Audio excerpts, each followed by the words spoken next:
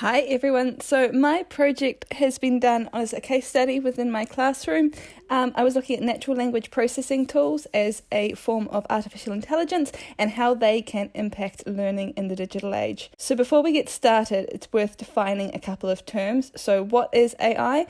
Artificial intelligence for our purposes is defined as any tool that performs things that we still think to be in the domain of humans.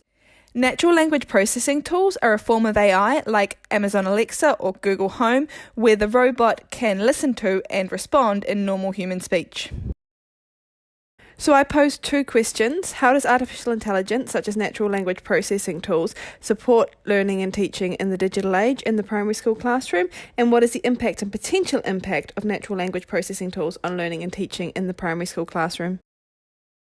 So I started off with a literature review, and my study is actually based on the Underwood 2017 study, but there's quite a few interesting reads there if you want to take a look. The second component was a very short survey that I put out to 10 teachers and teaching assistants in my school. 5 participants took part and completed the survey, and we'll talk about the results further on. The other part of my research was a transcript from the Alexa that we have in our classroom. So for 10 consecutive days, I transcribed all of the queries that were recorded on the Alexa app that my students asked, and I categorized them and evaluated them. So the context for the case study was my class. It's a Year 1-2 class in a Decile 2 school where 1/3 of the students identify as Māori. We have 4 adults in the classroom, 2 teachers, and in the morning we have 2 teaching assistants. So what did we find out? Well, over the 10 days that I was transcribing, there were 53 inquiries made to Alexa, and where the questions were literacy or numeracy based, the question was always understood and the answer was always relevant.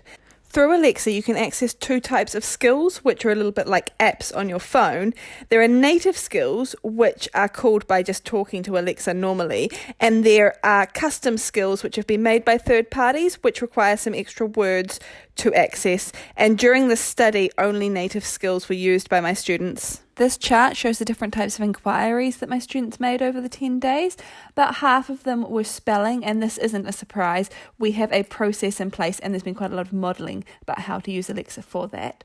The quarter of the inquiries that were social inquiries are things like asking Alexa how she is, or saying hello or goodbye. And the general inquiries are everything from who is this person, where is this place, to what's the weather like. So I would have expected that to be a little bit higher, to be honest. Timekeeping, again, is something we've modelled quite a lot. So these are 2 edge cases that I found quite interesting. 2 students said goodbye to Alexa on the last day of term 3, and we had an issue one lunchtime where some students had a falling out, and one of the students came back into class and asked Alexa to be their friend, and Alexa offered them some reassurance. And these 2 examples suggest that they see Alexa as more than just another piece of technology in the classroom. It's also worth noting that whilst adults have modelled the use of Alexa, during the study time, only students were speaking to her. From the staff survey, some strong themes emerged. Most people said they were confident using artificial intelligence in the classroom but wanted more professional development on it.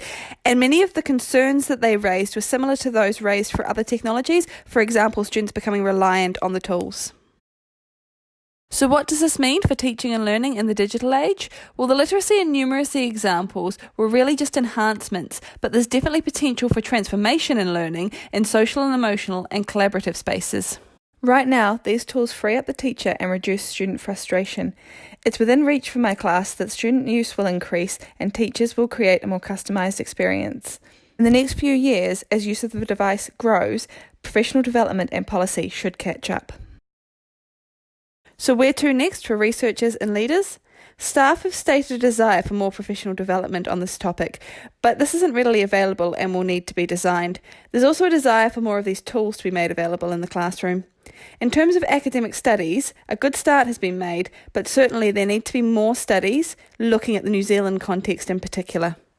With my teacher hat on, there's definitely more I can be doing to customise the experience for my students using non-native skills. For example, a skill that uses the math strategy that they're working on. I also want to collect some student voice and see what my students think about Alexa helping them in the classroom. As a teacher, it can be quite intimidating to use tools like this when there's a big discussion about ethics going on and not much regulation or policy, so that's another area that I think teachers need to start discussing.